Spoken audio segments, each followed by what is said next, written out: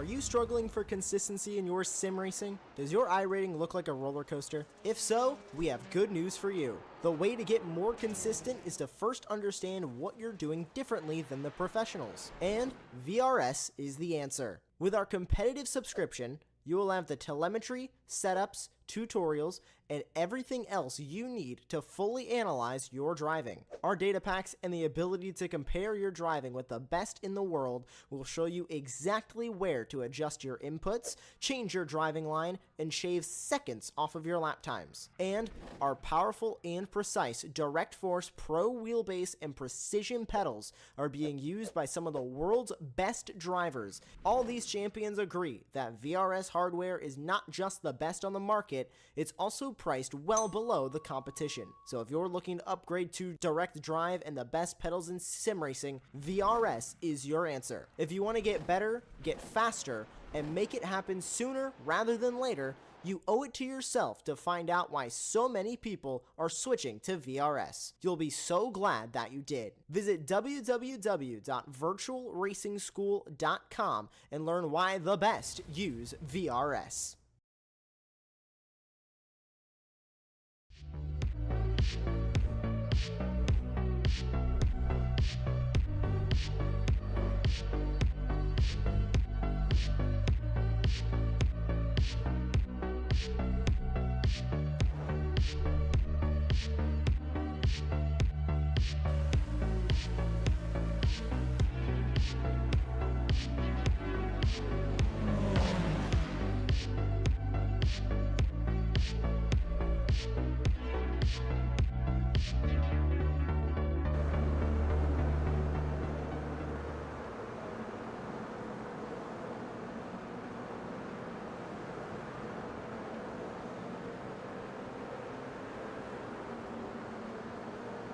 Good evening, everybody, and welcome back here on the Apex Racing TV channel, where today we have the DRSCCA Holiday 2024 Sim Series presented by SUPERLAP. The final round here with the Toyota GR86 cars around Sebring. It's going to be a very interesting event ahead, of course. I am Nathan Richards, and alongside me in the commentary box will be Charles Brushell, and we have Joshua Wilkie in the production booth. Charles, welcome in. We've got Toyota GR86 cars around Sebring. To me, that seems rather chaotic.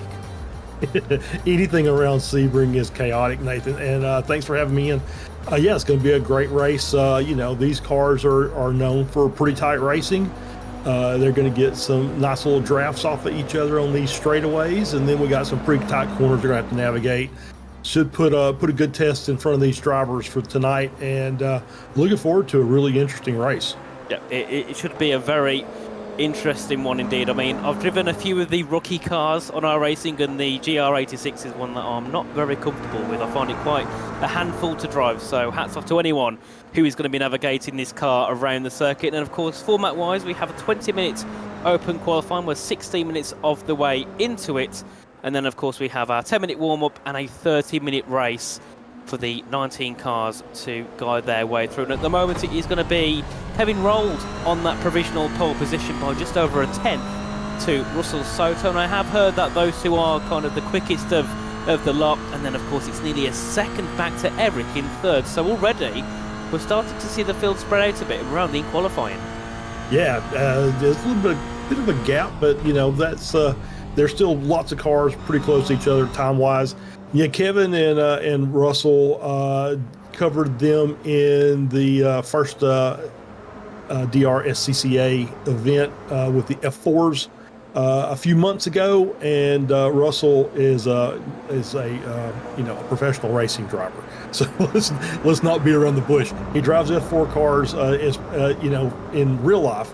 So he kind of swept everything going down the going through that series, but there's a few guys that were in there that really kept him honest. Kevin was one of those. So it looks like Kevin is at least a little bit better as far as time goes over Russell in these Toyota 86s. So let's see if that holds up, or if Russell's you know, his real life racecraft comes into play and he can eke out a win here. We'll have to see. I mean, you know, qualifying's always a hard point for many drivers. You know, sometimes we'll have drivers that really struggle in qualifying, you know, when you've got that pressure to do that one lap. But then when it gets into the race, they kind of get into a rhythm, become a little bit more comfortable and consistent with pace and kind of push forward. I think that's something we've seen for a long time, not just on our racing, but on any sim racing game. You have drivers that qualify maybe 10th or below, and by the end of the race, they're up in P5 or even higher than that, as we do see an improvement there by Kevin Rold, a 25.904. So our first driver into the 225s, and that puts him nearly 4 tenths ahead of Russell Soto. So Kevin Rold looking to be by far the strongest driver, but then again, we've still got a couple of minutes to go, and we're going to see who else can find some improvements here. I'm sure Soto is definitely going to be pushing hard on his final couple of runs. Yeah, absolutely. And I said that Russell is real life F1 driver. This is sponsored by the Detroit region of the SCCA. So my guess is there are lots of drivers out here in this track that have got experience in real life situations, whether it be single make racing or SCCA at the regional level, or maybe just doing autocross. So there's probably several guys out here who have turned the wheel in anger in real life, and so that just makes this more interesting, I think. Yeah, definitely. I mean, I don't know too much about American motorsport as a British man, but I'm sure it's still very intense over there in the States in some of the real life series. I mean, you know, it's a lot different to some of the European series, and from what I've seen on YouTube, sometimes it's even better than some of the European series. The drivers have no morals whatsoever, and they go out onto the track, and if they want to make a move, they'll go for it. If there's not a gap, they'll make one. So if they follow those morals and rules here, I'm sure we're going to be in for a very interesting 30-minute race, as we do see many cars heading through to either start their final lap or finish their final lap here, as we only have 30 seconds of qualifying to go, and we're already seeing racing, Charles, and we're not in the race yet. So what does that tell us? Absolutely, yeah. It's hey, I got a good draft, and we'll make this pass down the back straight here, down Ullman, head into Sunset, and see if I can get a good lap here at the very end with about 8 seconds to go. Think this is going to count if he makes it. Not sure beyond that, and we're going to see if he gets there in time. Oh, I think maybe just missed it, so I didn't see a change. That was Ryan Goff. I did not see a change, so maybe that wasn't his fastest lap, or maybe it was, and it did count. But yeah, looks like that because we're in an open session, it's going to continue till everybody crosses the start-finish line, as we see Rold cross with a little bit off of his pace, 2 tenths down on this last lap. So going to be up to the few guys that are still out there, and there's not many left, so it looks like pretty much everybody's done with their qualifying for today. Of course, just looking in the chats, Barath says all the best, Arash, and then we also have Andrew saying student driver car 69, not driving tonight, and I'll be out there Thursday, so hopefully we'll see you then on Thursday, Andrew. And of course saying awesome to see Kevin out on top, so Kevin also seems to be a little bit of a fan favourite here then. Yeah, absolutely. We want to get a good mix of winners, and like I said, I don't know obviously that this holiday series has been going on. This is the first time I've been a part of it, so I have no idea who's won anything at this point. So, but I just got to go back to what we saw in F4 a couple months ago, and Kevin had some good runs. Didn't quite make it to the top step of the podium, but looking good for a. He's going to be on the front row for tonight, and see if he can cash that into a victory.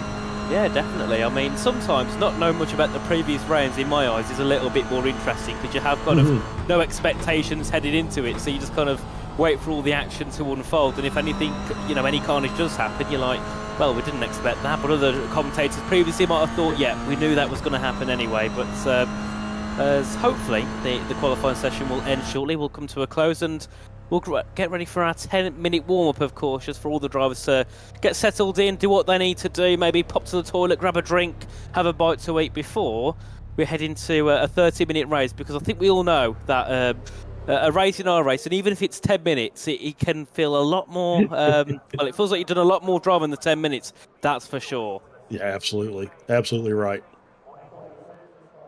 So, yeah, hopefully we can get ready soon, as I think a couple of the cars are going to work their way back around and then just head back into the pit lane, because no one is on any improvements. And as I say that, I think we did see a car move up then, at least on my screen, unless it was a bit of a delay in a car in P12. Daniel Manayenkov, I think, if I say that correctly, in P12. But looking up the top, you can see the gap below from Eric. No one got above a 2:27, third or below. So comfortably, Kevin and Russell sit at the top in first and second. So I think that'll be the main battle. But then, if you do look below, third to sixth place, it's just 2/10 between husband and Shaib. And I've got to say, I am very sorry in advance if I do pronounce any of the names incorrect, but hopefully it should be fine. As we do see, I think there, Trenton McMillan jumping up into P14. Yeah, it was a good final lap by Trenton. As we see the spin there, a little half spin. Nice catch by Trenton. So yeah, I do remember his name from Formula 4. And yeah, you got the front two out, 3/10 separating first and second, but then you've got a big gaggle of cars from third down. So I think that's where our battles are going to be. I think the first two will get out there and maybe do a little work together to get them a gap, and then they'll do their battling against each other. But the more they battle early, it's just going to keep those guys behind with a chance. And because these cars will just stack up as those cars are going side by side. So we'll kind of keep an eye on that and see what the strategy is for those front two. Indeed, as we head into our 10-minute warm-up, we're just going to have a bit of a word a little bit more about the DRSCCA and what they are and what they do.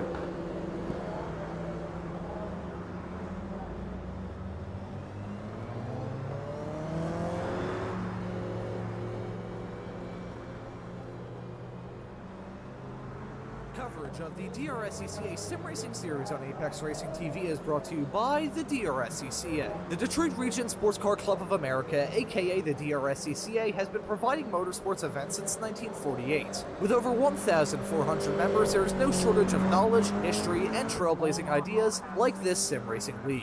Thank you to all the participants and spectators for being a part of the augmentation and evolution of the region. The DRSCCA, of course, goes far beyond the virtual realm. In 2024, the region is hosting over 40 events over 60 days that can get you both behind the wheel or so close to it that it'll blow your hair back. The gamut of behind the wheel events includes road racing, road rally, rallycross, autocross, and a competition driving school. Support for the Detroit Grand Prix, Formula SAE programs, and Street Survival are also amazing opportunities to help sculpt future and professional drivers. Check out DRSCCA.org for more information. Additionally, we would like to thank Waterford Hills Road Racing, Metro Detroit's only permanent sanctioned road course. Waterford Hills, located in Clarkston, Michigan, hosts a 6-weekend race series, competition driving school, and 9 public open track days. The track is hot from 10 a.m. to 6 p.m. on these event days and is open to the public.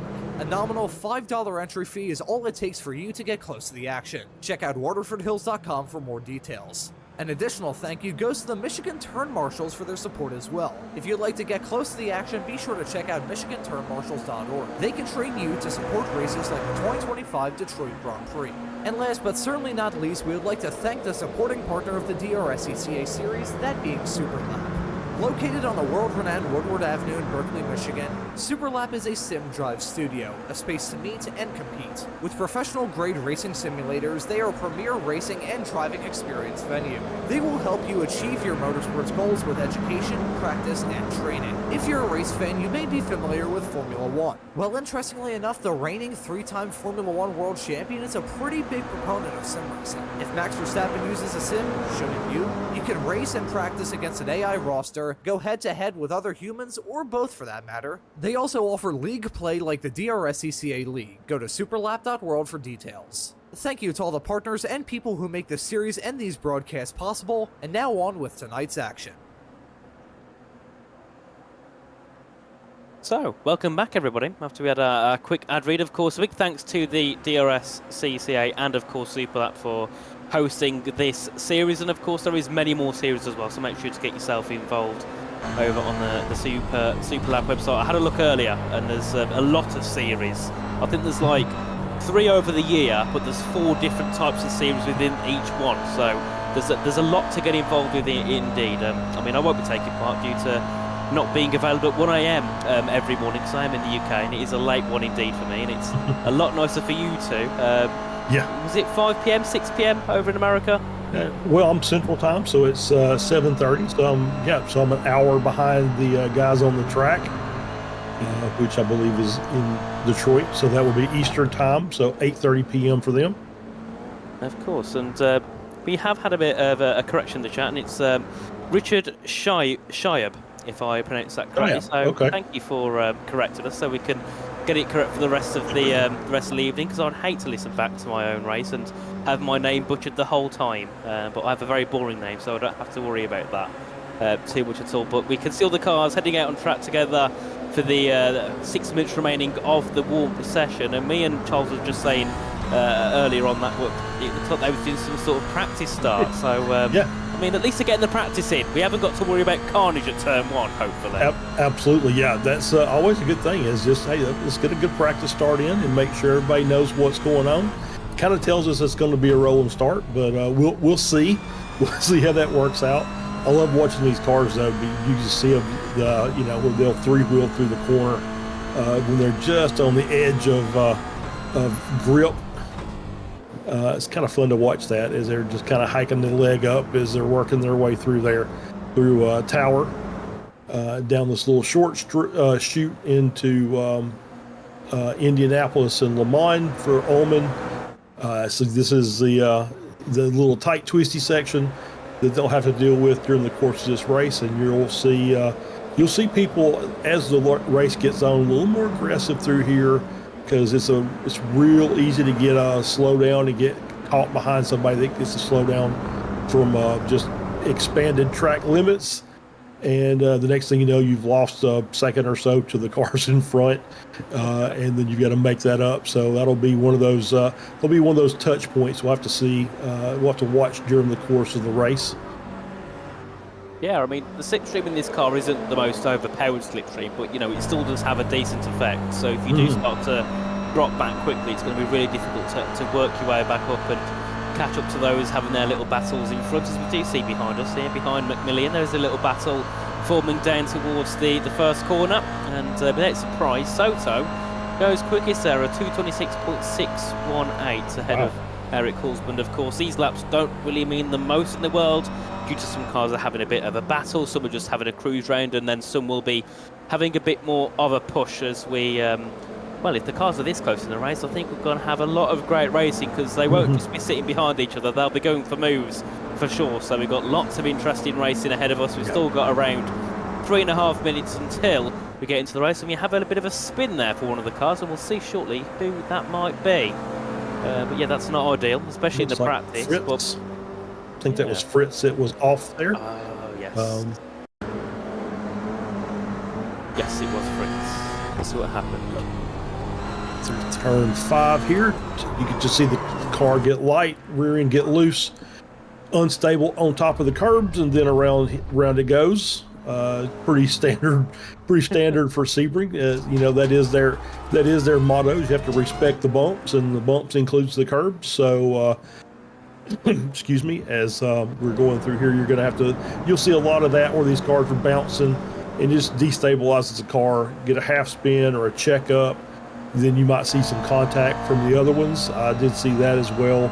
The cars behind Fritz going through that corner, one was kind of half sideways going through turn 3 and 4.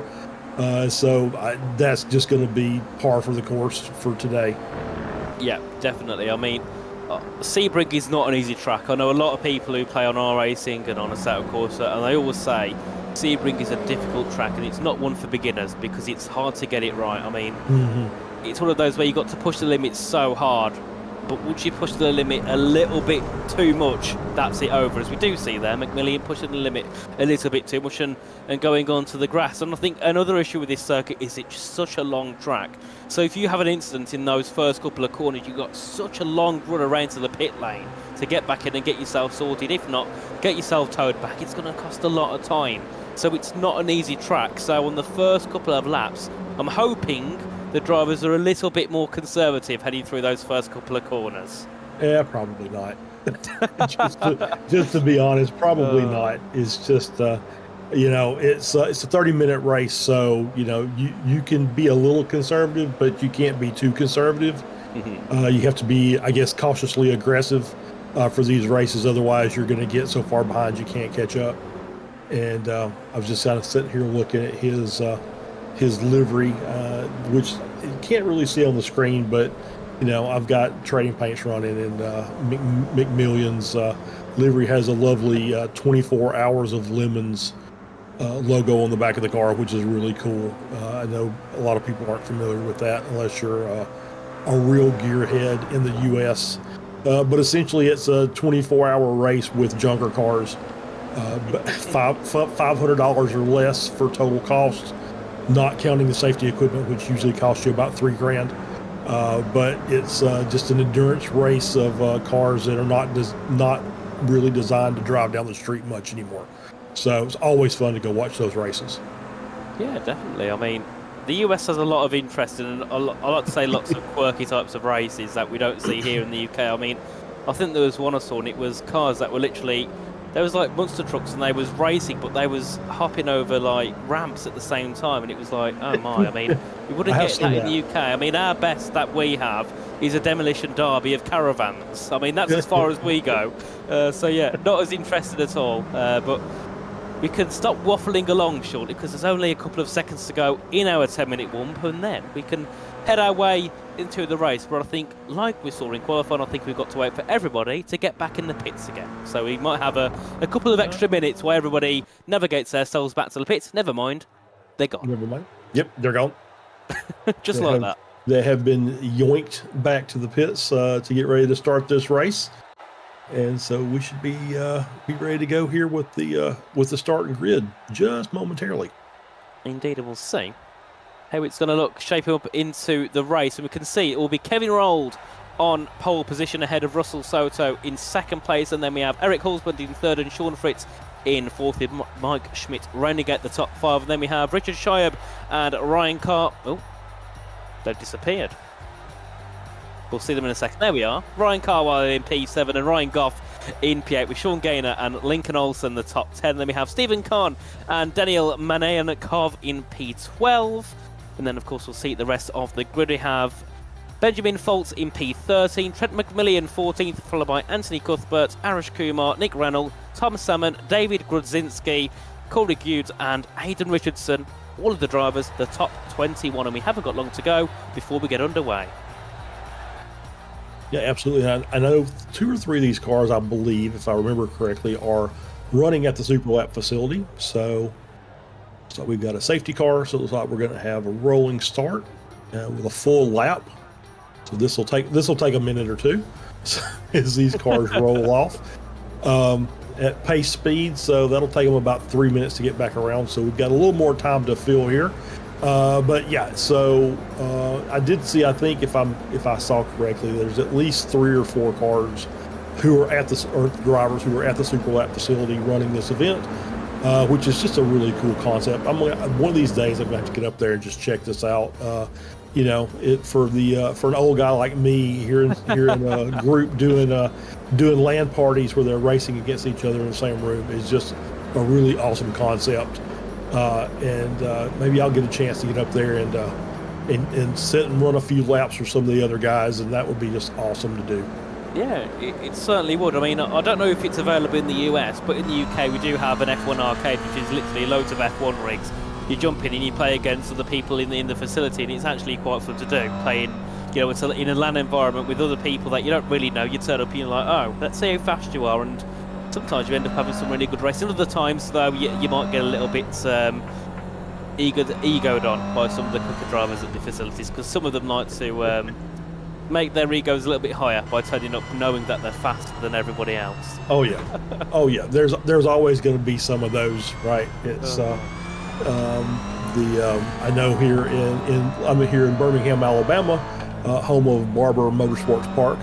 And we do have a gaming facility. I think they've got 2 rigs, which they normally run, like Forza or I was going to say project cars, things like that. They don't really do any kind of, side-by-side racing, but they've just got their normal gaming setups out there. So they'll have Fortnite parties and all that other stuff. And the the racing just sounds like a good time. That would just be fun. I have to check that out one of these days. I'll put that on the bucket list and see if I can get up to Michigan one weekend to check it all out. Well, it seems interesting, I've got to say. It's something that's not going to happen every day, so you might as well go and give it a try as we, well, now can hopefully start getting ready for some racing. All the cars just heading down one of the back straights, and hopefully not long to go until the safety car peels in and we can head our way on for a 30-minute race. 21 cars, I believe, are in the field, unless a couple of them aren't spawning, because I do see a couple of greyed out names, unless that's just a bit of a glitch at my end. So it's either 21 cars or 18, we'll see once we get racing, as we do see, of course, all of the cars heading through, and this is going to be an interesting one, isn't it? As you can see all the cars all getting ready together as they head, I believe, out of turn number, that's 16, heading down towards Sunset Bend. Not long to go. Yeah, I think I see Grzinski in the pits, so like he's going to pit start the race. Mana Inkoff looks like he's not here, as well as Aiden Richardson. I don't think Richardson actually qualified, so I think he's gone for the remainder of the race. So we'll just have to see if I can. Danny also disconnected, so we'll see if he comes back in or not to come back in and run, or if he just said, you know what, I'm not quick enough here. I think I'm just going to sit back and watch. Well, he's got to get back in quickly because we're not too far away from getting underway here through the final corner. The safety car will peel in. Of course, it is Kevin Rold on pole position. Russell Soto sits in second place, and it won't be long till the green flags fly here in Sebring for the final round of the DRSCCA Winter Championship as we head our way down to turn one, and let's see what happens here then. So Kevin Rold is on the inside of Russell Soto as we head our way through the first couple of corners. Side by side we go. You can see the top two already starting to edge away from the rest of the field, and for now Russell Soto has jumped into the lead, but they're still going to go side by side as they head their way down towards turn number one, down towards turn number 3. Here we do see behind as well a couple of cars getting involved in a bit of contact. Yeah, that's false. It kind of got sideways there through coming out of 1 into 2. Kind of checked up that inside line, so lots of people making avoidance. I saw a little bit of contact, nothing really horrible, as we see a little side by side coming down into turn 7 to the hairpin. So good race so far. One car just a little off the start, and but everybody else through clean. Indeed, as we do see a few cars going side by side in towards the hairpin at turn number 7 there, and still carrying it side by side. But like I said earlier on, the track is quite wide, so it is easy to go side by side in pretty much any corner around this circuit. You can see, of course, the field starting to slowly spread out a little bit on our screens. Of course, Rold is in the lead ahead of Soto, and then the gaps behind are starting to form, starting to increase. We do see there Olsen and Hulsburn separated by around 2 seconds, and I believe Hulsburn qualified 3rd place, so I'm not sure what happened to him earlier on. There we can see Eric, and then behind me have a battle here. We've got Cuthbert and Gaynor and McMillian battling for 8th place there, and then behind them we've got Con and Reynolds as well looking to get involved. We do go side by side here. That's going to be Con going ahead of McMillian here as we head our way through into the next left-hander. And then we can see as well Cuthbert really looking to defend here from Gaynor behind, so we've got lots of battling here. 8th down, and then you can see behind as well, because of all this, all those Foltz, Schmidt are also gaining in, so we're going to have a really big 6-7 car battle if it carries on like this. Yeah, absolutely. Those cars fighting side by side just allow those cars behind to stay close, because they're having to take it easy through the corners. You see a little bit there, Rennell, with a little bit of damage on the front. I did see a little bump drafting, which obviously couldn't do during qualifying, so that's going to be a part of this race as well. 2 cars stuck together will run faster than 1 car down these straightaways, so that's going to make for some interesting overtake opportunities as we move forward too. It certainly will there, as we did see Olsen ahead of Shive there for P5, and then we do see behind as well Gaynor's really fell back there from Hulsburn, and Cuthbert jumps up into P8 ahead of Gaynor. Then further back as well, Con ahead of Renault. They're having their little battle for P11, so we head our way through. And we are Ryan Carwile in P13, looking to make some moves. Got Kumar behind, or could be looking to go side by side if it carries on like this as they head their way down to the next braking zone. Here at turn number 3, into the left-hander, is Arash Kumar in P14, closing down on Carwile in the red car. And then behind behind him. We've got Schmidt as well in the black and white car looking to try and catch up and also make a couple of overtakes as we head our way down to the hairpin at turn number 7. Renault as well on the back of McMillan. This could be an interesting one, and I mean, with these cars, a light tap can send you around, so they've got to be careful that they don't slightly hit the car ahead of them. Yeah, absolutely. Yeah, you can. That little bump draft is going to be fine if you're in a straightaway, but you start getting in these braking zones in the corners, you do not want to be in contact with another car because nothing's good going to come of that.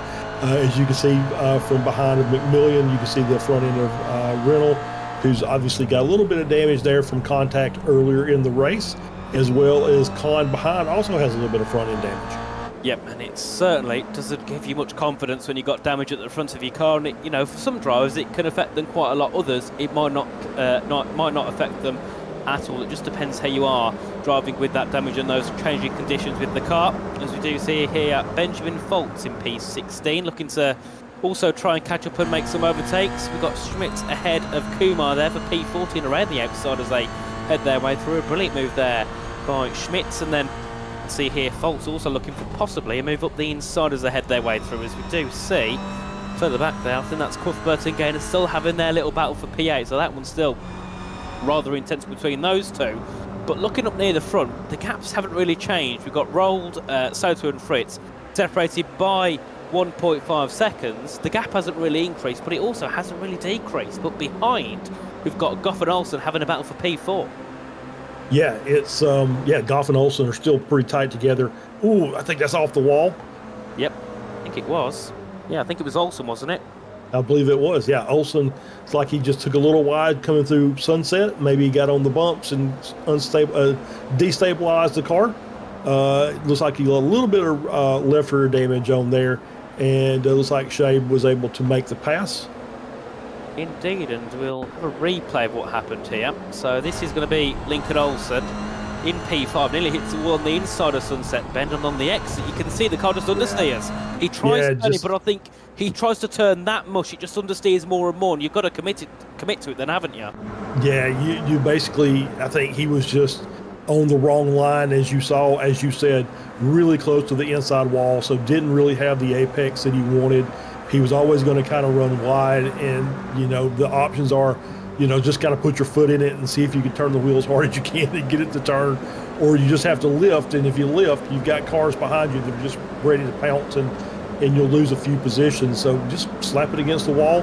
Doesn't look like it's hurt him very much as far as his time. He has dropped down a little bit, but looks like Shabe also has dropped. I think maybe he had a little incident further after that replay we just saw. He's dropped down to P7. Yeah, of course, so not ideal there for Shiab, as we do have another replay. We'll see what happened this time. So this is Richard Shiab. Behind him we've got, I think that would be Lincoln Olsen. So let's see what happens here as they head their way down to the braking zone. Oh, a massive tap there from Olsen into Shiab, and yeah, nothing that Shiab could do there at all. No. I don't think he even broke that early either. I think Olsen just broke a little bit too late. And of course, like I said earlier on, a tiny tap from these cars can send you absolutely flying, and especially when you've got the grass right there. And we all know that in our race, the grass is not your best friend at all. No, it's not. It's as we see here, we're on board. Yeah, just kind of looks like that was pretty close to the right braking zone. So I think Lincoln also maybe just was a little late. Maybe he's a little too aggressive going into the corner and caused a contact. And looking in the chat there, Andrew says Olsen has a SCCA and NASA license at the age of 14. Holy crap. I presume, I don't know, but I presume sounds good. And by your reaction, Charles, I think that means it must be very good, because I'm not sure what those two are, personally. Well, SCCA is the club racing, you know, which means he's graduated out of karts. He's in actual cars. I mean, I could drive at 14, but I wasn't racing at 14. So that's pretty impressive that he's already got his SCCA and his NASA license at 14 years old. That's pretty impressive for sure.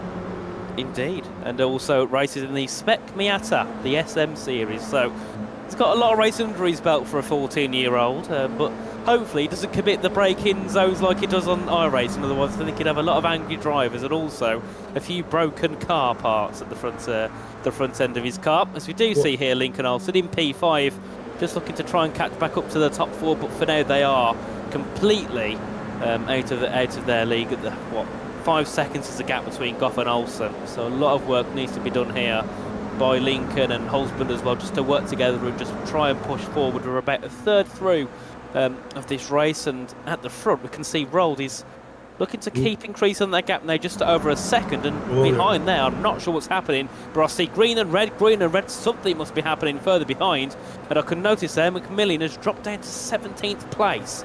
So I think he must have been involved in some contact there, possibly with Kumar and Reynolds, who are having a battle.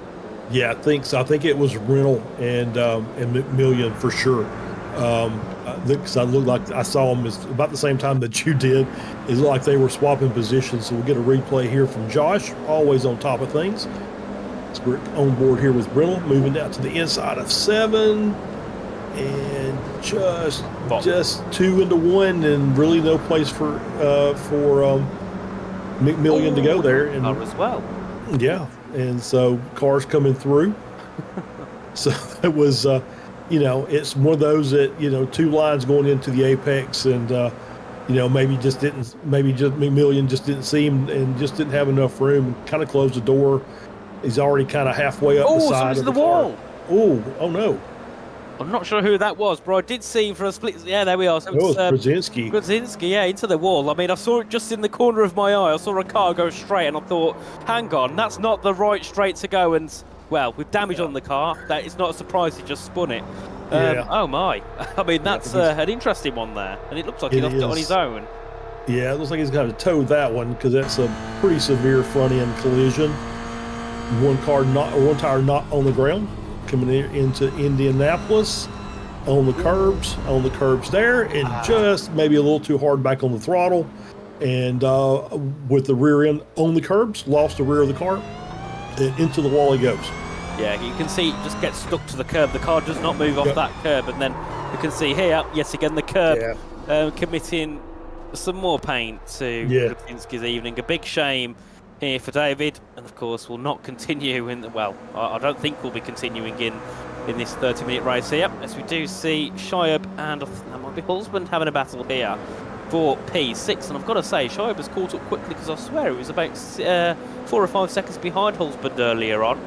So doing a great job so far, up to the top 6 now on the back of Olsen, looking to make a move for P5. And yeah, I've got to say, I do feel for Holzbund though, because the qualified had a decent gap in qualifying to all those behind, but must have got involved with something in something in the first couple of laps, because you don't drop down 4 positions just like that, do you?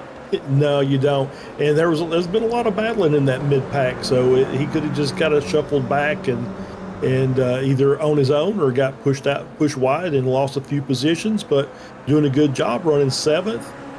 Looking to see if he can make a move. He looked like he's got a little bit of pace in the car, and he's definitely becoming a little more impatient as we go, as we're just around the coming up to the 12-minute mark of the race. So I got to go back to Olsen there for a minute, because we were talking about him. If I remember correctly, I believe SCCA Super Tour, the Hoosier Super Tour, we'll give them the proper sponsor rep there, was in Sebring this past weekend. So I'm kind of curious if Lincoln was actually down there running his Spec Miata, because I do know the Spec Miatas were down there as one of the classes. Maybe he was, so it's not an unusual track for Lincoln in that case then. As you do see him having to defend here as Sharp goes up into P5. Through the middle!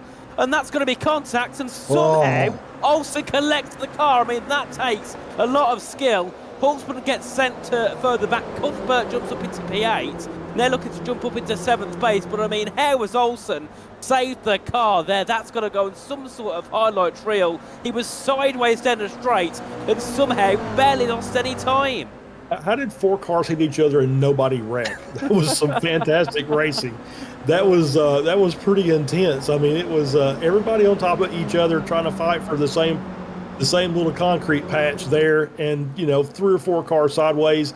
Nobody hits the wall, nobody spins, nobody's in the grass, and they're all still racing. I mean, I saw Shive go for the move around the outside. Then I think it was Halsband, look to close to the inside, and I thought, oh no, this is not going to end well at all. And I think that was the aftermath of the incident, as that, I think, was Cuthbert going around the outside to try and get back ahead of Olsen. As we do have the replay, look at this. Halsband tries to go up the inside, and I mean, why even try that? That was never going to work. And the fact he caught that, I mean, oh my. I have no words for that. That is brilliant. Absolutely brilliant. Fantastic racing by all those drivers just to keep the car pointed in the right direction after all that contact. Yeah. So that might be the, well, I won't say move of the race, but save of the race there for Lincoln Olsen. As we do have, though, Richard Shibe up into P5, so starting to move forward. Oh, and that's contact again! And that was, I think, Cuthbert this time, hitting the back of Olsen. So Lincoln Olsen hasn't had the most friendly couple of laps. Rejoins the circuit behind, behind Cuthbert and Halsband as well. As I'm waiting for the timing screen to update quickly. Yeah, then Halsband it looked like he just caught the curb wrong as he was coming down through there, and it looks like just shook the car, almost turned him sideways without ever hitting anybody. But this is just really aggressive on braking, gets everything checked up, and just I don't think Halsband realized that Olsen was going to brake that much because of the car in front of him. Olsen's got to be very careful now and hope that Olsen that has got a little more patience than his years would would indicate, because it's really easy to get hot under the collar when you have something like that happen. Yeah. So we don't need any retaliation. So we'll just hope that everybody keeps racing clean for the final 15 minutes of this race. Well, hopefully, but we'll have to see what happens. We can't make any promises here in the commentary booth of what's going to happen in the next 15 minutes. As we do see here, Stephen Kahn, and that'll be Reynolds as well, behind Nick Reynolds in P13. Did see a little bit of cheering for him in the chat, but since then he's dropped down a couple of places. So yeah, not too ideal there for Reynolds as we head our way into turn number 1 yet again. But just looking at the gap at the front now, Rolls pulled away, but Fritz only 5/10 behind Soto. So we could have a battle for second place when originally we thought the only battle would be for first. Yeah, absolutely. Yeah, Rolls kind of just checked out. 2.5 second gap over Soto. Fritz hanging on to the back of Soto here. So he's going to be trying to see if he can put a little pressure on Soto and make him force him into a mistake if he can. Otherwise, it's just going to be trying to look for the right time to make a move. Golf about 5 seconds back and forth.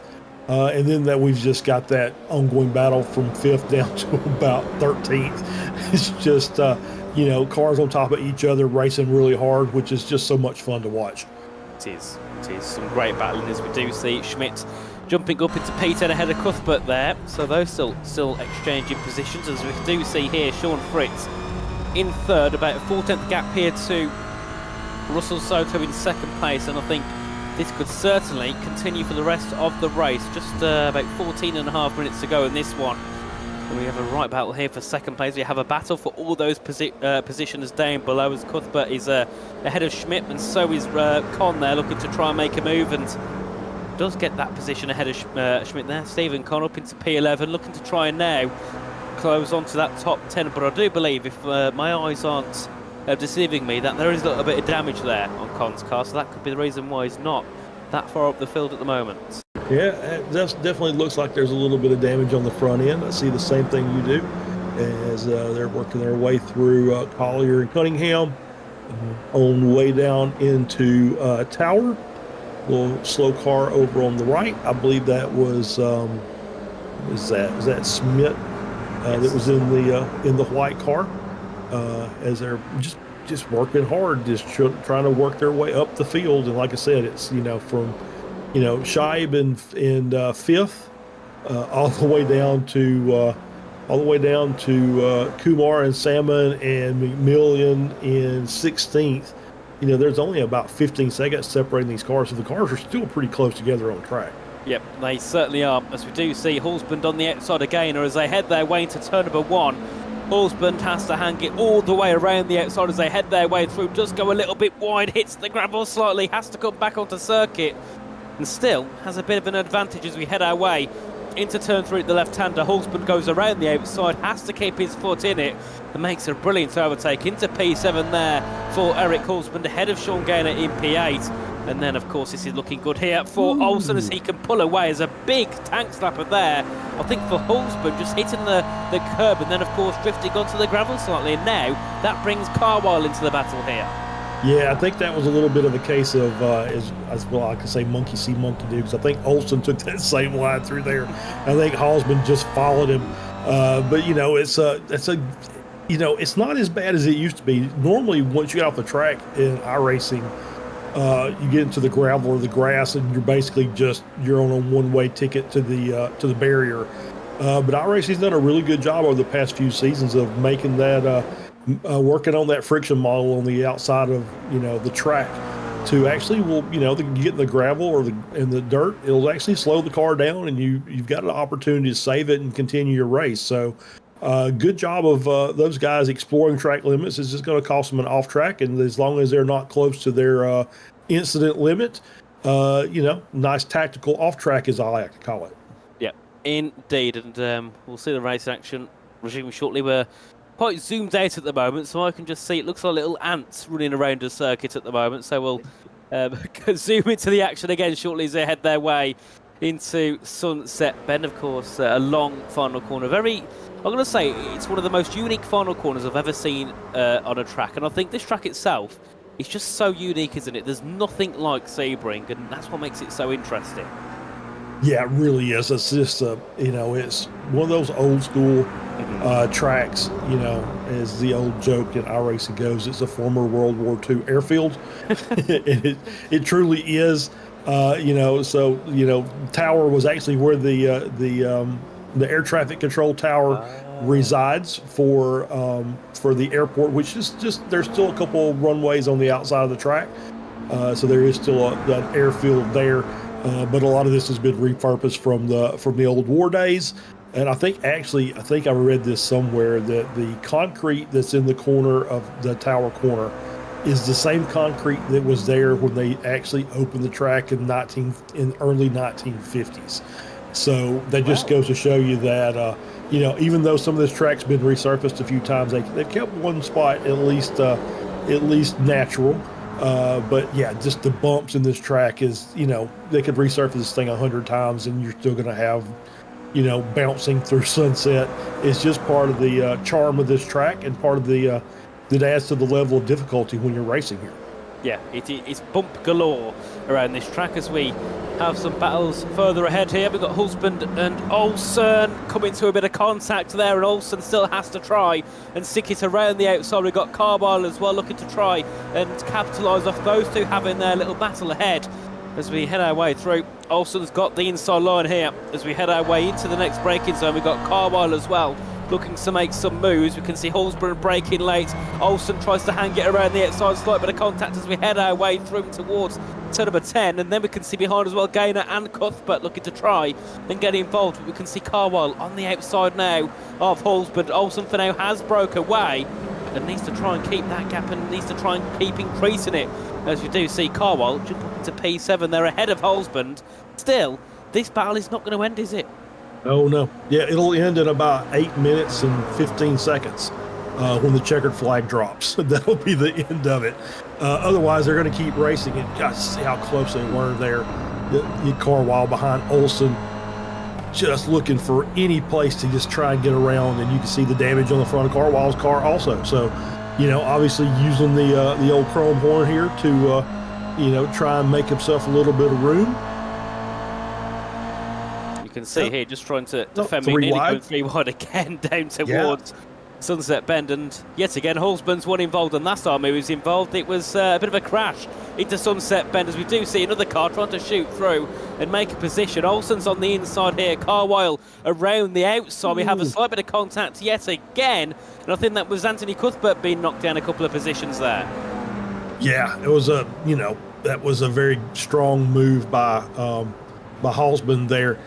Really way out on the outside, tried to turn it in and just try to outside in that corner with Cuthbert there. a little bit of contact made. These cars are still stuck together. That draft is really keeping this battle tight. So anytime they get on those two straightaways, it just tightens this pack up. And this will just keep making this so fantastic to watch. It certainly does. And Olsen somehow still has that 6th place covered. He's had to defend lap after lap here against Carwell, Gaynor, Cuthbert, Hulsband. And still, he's managing to keep on to it. So a lot of pressure here on Lincoln Olsen's shoulders at the moment as we head our way yet again into the hairpin. We'll see. Is there any sends being made? No, but Carwell, they're having to kind of get at the brakes quickly. Nearly hit the back of Olsen heading through into the hairpin as we head back on the power now as they burn their way through towards turns 8 and 9. And a brilliant job by all these cars so far. They've had so close battling and none of them have ended up in a barrier yet. So I've got to say that's a good thing indeed heading at this one. But as I've said that, I guarantee now someone's going to end up in a barrier. Well, we got one around backwards, so looked like that was Kumar and McMillian that got together there coming into turn 7 hairpin. McMillian coming out the worst for wear there, spun the car.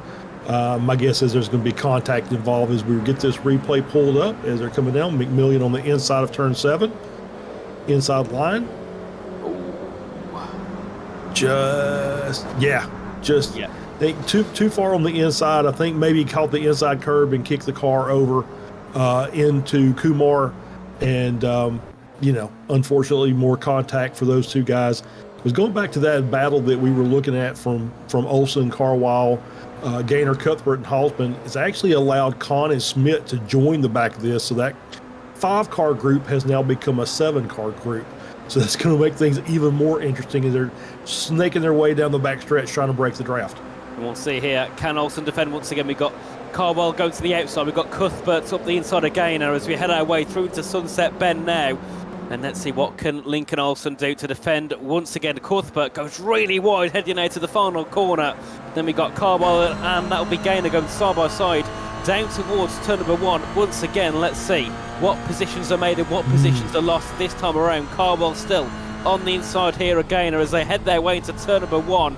Let's see, can Sean Gaynor try and get that position back? I don't think they can, and now Cuthbert enters the scene, looking to try and make a move in towards turn number 3 at the left-hand. Let's see, can Cuthbert close in? No, he can't, but we can see Gaynor on the outside of Carwell, goes a little bit deep, and Cuthbert again is in a position to make an overtake, and as soon as we say that, we see Connors well behind, looking to close in, and we can see there yet again, battle after battle, but no one's gaining or losing position. Somehow, they're managing to defend perfectly. Yeah, doing a great job of defensive driving there. Been able to race each other really tight. We've had a little bit of side-by-side contact, but in this group at least, no real big spins. I did see Halsman go into the pits, and I'm not sure. It was just a 7-second pit stop, so I don't know why he went in there. We don't have any fast repairs, so it's not like he was getting his car repaired or anything like that. So very interesting as to why, as we got somebody blinking there as we were trying to ride on board. It might have been Kahn or Cuthbert, not really sure which one, as we see Cuthbert on the outside now. He's going to lose a position here. This just gets kind of rooted offline, drops down. Yeah, P9. Yeah, Con up into P9. I mean, Con was nowhere earlier on, and now right in the midst of this battle for P6, theoretically, but we can see Carwile starting to pull away a little bit from Gaynor there, P7 and P8, and Carwile all over the rear of Olsen here, and would be quite, I think, disappointed if they can't make the move ahead of Olsen, because they've been on the back of him for the past how many laps now, as we head our way through turn number 16 down towards the final couple of corners once again, and we'll see, can Carwile make that position? To the outside goes Carwile now, looking to try and get that P6 away. Ryan Carwell on the outside. We've got Lincoln Olsen on the inside line. And for now, Carwell has just edged ahead of Olsen as they head into the Sunset Bend now. A long run around the outside. Can Carwell keep it hooked around? They've got to be careful here that they don't hit the barrier on the outside as they head their way back down to turn number 1. Still side by side. Olsen is going to be on the outside for turn number 1. Carwell has the inside line. Can Ryan Carwell jump up into P6 after many laps of trying. He's in the best position than he has been in the past couple of laps. To the inside he goes and he gets a move done. Olsen drops down to P7 unless he can try and fly back down to turn 3 as we still continue side by side. Carwell and Olsen. What a brilliant battle this has been. Olsen has the inside line. Carwell has to try and hook it around the outside as they get ready to head down the back straight into the hairpin very shortly. And somehow, Charles, this battle still continues on. And Olsen has defended it and still keeps that P6. What a great move by Olsen. He came through Sunset Bend, was on the inside line, come down the front straight side by side, and he basically did a crossover going through turn 1, outside in, grabbed the inside line to go through 2, 3, and 4, and 5, and able to hold on to that position. Great bit of driving by Olsen. Absolutely superb. Brilliant by the both of them there. Lots of respect there on track between the two. And I'm sure we're going to see it all over again here, as we did see Cuthbert pop away, but pops back now. As Carwell does switch to the outside into the braking zone, he's going to have to try and keep his foot in it. Hits the curb, has the inside. That could get close to contact between the two once again. And I think this time Carwell might have got the move covered. But no, because Olsen still has that inside line heading into the next braking zone. And you can see Carwell there having to commit to the outside. Olsen hits the curb, jumps over, and that allows Carwell to move up into P6. We can see as well Sean Gaynor jumping up into P7, and Olsen drops down to P8, and now he's going to be under pressure from Cuthbert. Yeah, that was just unfortunate. Olsen just got too far on the inside of Tower, caught that curb, really made the car jump up in the air, unsettled it. Cost him a couple of positions, so now he's going to be on the back foot. As you see him taking the inside line, going through Lamont. Great move to the inside there. Now he's got to run on Carwell and see if he can make this draft work for him. Indeed, as we head our way down to Sunset Bend, once again Olsen and Cuthbert having a bit of contact into the braking zone. We've seen that a couple of times before. We don't want to repeat what happened last time around down there. So we do see behind as well, Con and Gaynor going side by side, but Olsen has to try and get this position back to get ahead of Cuthbert and try and close in on Ryan Carwell as we head our way back down to turn 1 once again. And if I'm correct, I think this might be white flag. I think you're right, it is. But look at the gap out the front though. 7 seconds rolled to Soto, and then we can see Fritz in third as well, also dropping back. It's just been dominance by those guys, and still this battle continues. We have Olsen, we have Gaynor there, both going wide through the exit of turn 1. That allows Con to try and move up into P9 and then get ahead of Gaynor. You can see as well Olsen still on the back of Cuthbert. And I mean, this battle's just chopped and changed every single lap. At one point, Cuthbert was down to P11 and now is in P7 ahead of Lincoln Olsen. Yeah, great racing amongst this group. Everybody just finding the spot that they can make a move, get an advantage, they make a pass, and then next thing you know, they're getting passed back. It's been a fantastic battle from the very start of this race for this group of cars. It certainly has. We can see there Ryan Goff in P4. It's been a bit of an outlier. Well, has had nothing to do here. Has got a 10-second gap ahead and an 11-second gap behind. So has just driven the car to the end of the race quite comfortably. And of course, our leader is right just into turn 16 now. So not that far away from taking the checkered flag. We can see Sean Fritz there in third place. Has also had a great race. Of course, didn't have the best start, but really did gain and get right to the back of Russell Soto, who will be looking to try and take second place. As we can see, our top three all heading down towards the final quarter. But here is Kevin Rold. Absolute dominance here. Took pole position by a couple of tenths and has took the race by over a few seconds, 7.5 seconds, back to Russell Soto. It'll be Kevin Rold that exits the final corner to take the win here around Sebring. A brilliant race to end off the championship, and in a few seconds' time we'll see our second place finisher, Russell Soto. Another great driven race, and then Sean Fritz rounding off the podium. Yeah, great job by these guys. They just basically, once Rold got out front, he just kind of checked out and just racked up just his speed in qualifying shown in the race. So great job by those three guys.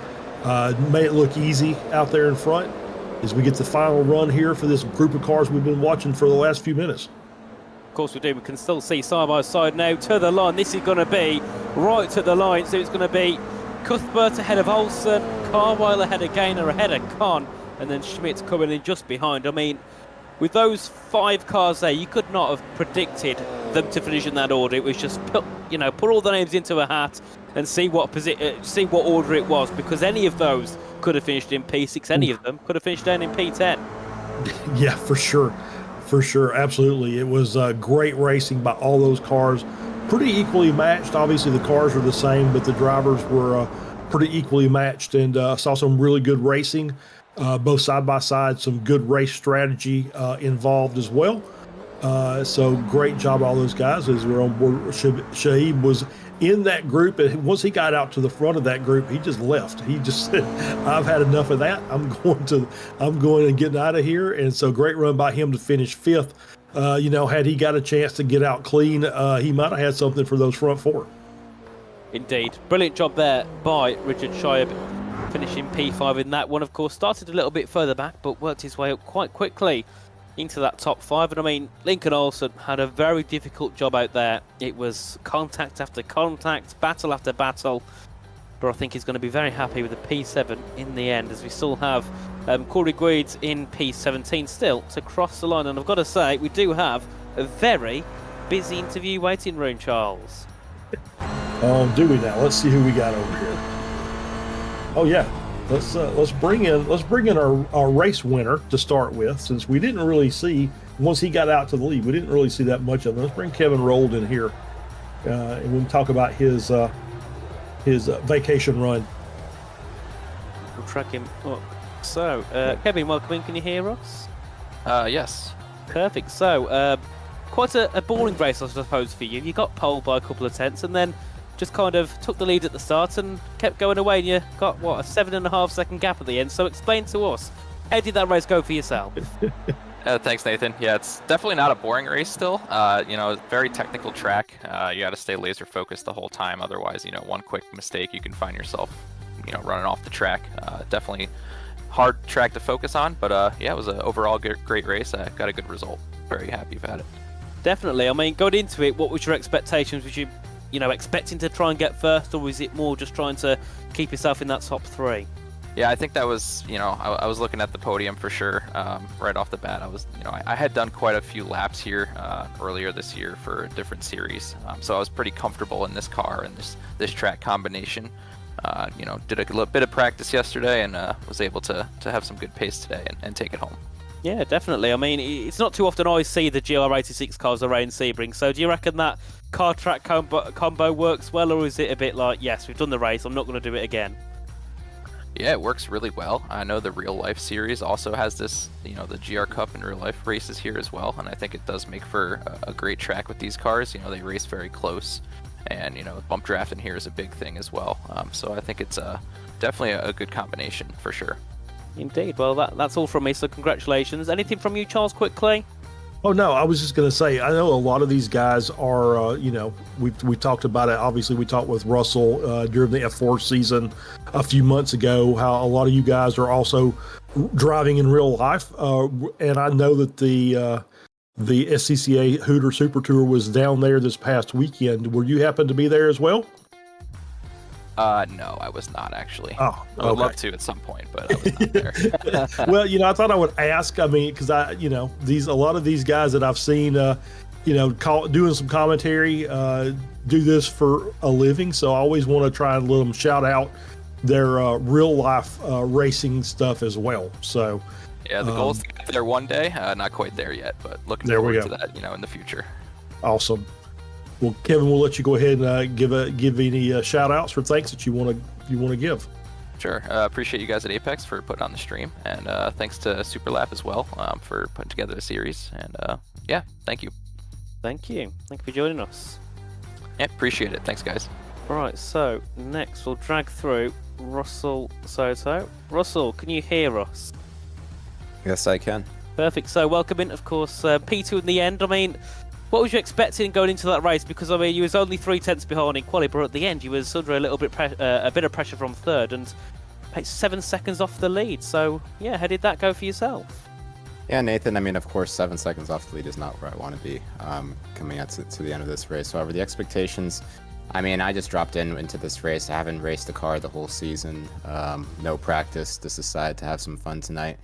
And I definitely did have some fun. But definitely my competitive juices are flowing within me now. And I definitely want to be racing at the front with Kevin, as I usually am in the F4 league. So yeah, all in all, a fun night racing a car that I don't usually race. And definitely I think there's more pace, race pace, especially for me out there.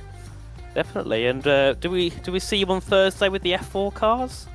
Absolutely, yeah. And what's your thoughts on that? Do you think you'll be a little bit closer to the front there? Definitely. I mean, I've won about the same amount of races as Kevin has in the F4 cars. It's my main car this year. So yes, that's definitely going to be where I think I'll be.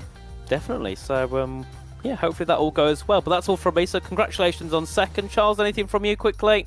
Oh no, Russell, congratulations! And I've obviously seen your talents in the F4, so I'll be looking forward to seeing you on Thursday in the F4 races. So we'll let you give your thanks and sponsor shout outs. Absolutely. Hey, good to hear you again, Charles. Yeah, I'd love to shout out the DRSCCA, Waterford Hills, SUPERLAP as well for being a great sponsor for the league. All my friends and family in New Jersey and Michigan, my girlfriend Tiffany. And yeah, you guys are putting on a great show. Well, thank you, Russell. It's been a pleasure to have you in the commentary box, and maybe we'll see you on Thursday. So we'll let you go and have a good rest of your evening. Cheers, guys. Thank you. Bye. All right, Charles, I'll let you take the next interview. Drag up whoever you want, because I think we've got Lincoln and Sean. Yeah, let's bring up Sean. Let's round out our podium here. We'll bring Sean Fritz in. Sean, this is Charles in the booth. Congratulations on your P3. Gave Russell a little bit of a run for his money there toward the end of the race. So talk about the challenge that you had out there tonight. The challenge was sticking on Russell. Honestly, I mean, you guys have all seen how fast he is. So when I got there, I tried to get as dialed in as possible and make sure I didn't drop the draft, and that lasted for most of the race. But I think at the end there, I just I made a couple small mistakes and then it was gone. Yeah, it's so talk about the obviously everybody that does iRacing has probably ran Sebring, and just talk about the challenges of Sebring's track with the GR86 in particular. Yeah, so the GR86 itself is on its base setup is pretty bouncy, and as everyone I'm sure has heard, Sebring is a very bumpy track. So just trying to navigate those bumps on some of the curbs even, while keeping the car under control and keeping it from bouncing off track or into a wall that's the challenging part with this car on this track. Yeah, I think it's always a difficult thing. So are you going to be in the F4 race on Thursday? We will see. I'm trying to do some practice for the 24 Hours of Daytona that's this weekend as well. But yeah, I would like to, but we will see. So I was talking about this during the race that I've got trading paints running, and I see a 24 Hours of Lemons a sticker on your car. So do you have a Lemons car? And if you do, what is it? I do, along with actually Trenton McMillian, who's racing the other legitimate racing car. We're on the legitimate racing team. We were running a 2007 Ford Focus for past 5-6 years. Unfortunately, that car met a race car's end as it hit a wall at about 70 miles an hour. Oh wow! So the driver's fine. He walked away with just like a sore shoulder and a sore thumb. But now we've moved on to a SN95 Mustang, as we're trying to also graduate from Lemons into Champ Car. There you go. Well, awesome. Well, hopefully, I live about 15 minutes away from Barber Motorsports Park, and I know both Champ Car and Lemons run there every year. So maybe I'll catch you out on the track, because I'm usually there, several times during the season. So I'll let you go ahead and give your thanks and your shout outs. Yeah. I gotta always thank Legitimate Racing again, because they've let me race the focus on track in real life, and that seat time is always invaluable, and it's really helped with provoking the hobby, shall I call it. So always got a shout out to them, and thank you again for the DRSCCA for hosting such a great league, and all the leagues previous to this, and for SUPERLAP for providing the support for this awesome league. All right, Sean, thank you. Congratulations, and good luck in future races. Thank you. Right, no, there we go. Charles, what an evening we've had. I mean, it's 2 a.m. at the moment for me, 2:30 to be precise. And I mean, normally I'm tucked up in better sleep, but I've got to say, I'm still raring to go for even more action. It's been a brilliant evening here for the DRSCCA Holiday 2024 Sim Series. That's a handful, of course. Presented by SUPERLAP itself. Quickly before we head off, any last words from yourself, Charles? Anything you'd like to say? Oh, no, that was a great race. I really enjoyed being a part of it. The DRSCCA always does a great job with putting on a good race, and always thanks to SUPERLAP and Waterford Hills and the Michigan Turn Marshals, I believe, is the other group that kind of helps put this on. So obviously, without all the sponsorship, a lot of this couldn't happen. So I'll give a thanks from Apex as well to those organizations, and hopefully I'll get a chance to be involved in the commentary for a future race for DRSCCA. Of course, and thanks to you as well, Charles, for being alongside me for this one. It's been a brilliant event, and also to Josh as well in the production booth, doing a great job as always. Make sure, guys, to subscribe and like and subscribe, and hit that notification bell here on the Apex Racing TV channel so you can get notified for all the action coming up over the coming week. And we'll see you next time. So have a good evening, everyone, and we'll see you next time. Good night.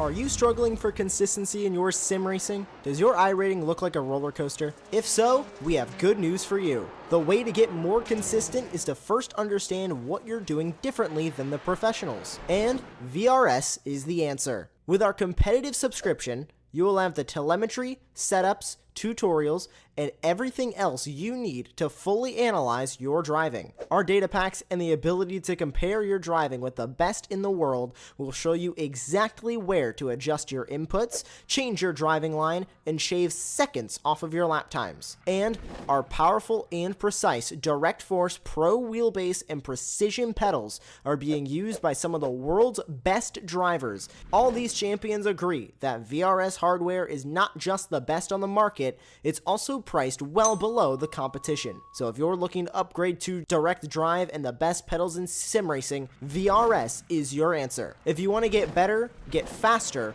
and make it happen sooner rather than later, you owe it to yourself to find out why so many people are switching to VRS. You'll be so glad that you did. Visit www.virtualracingschool.com and learn why the best use VRS.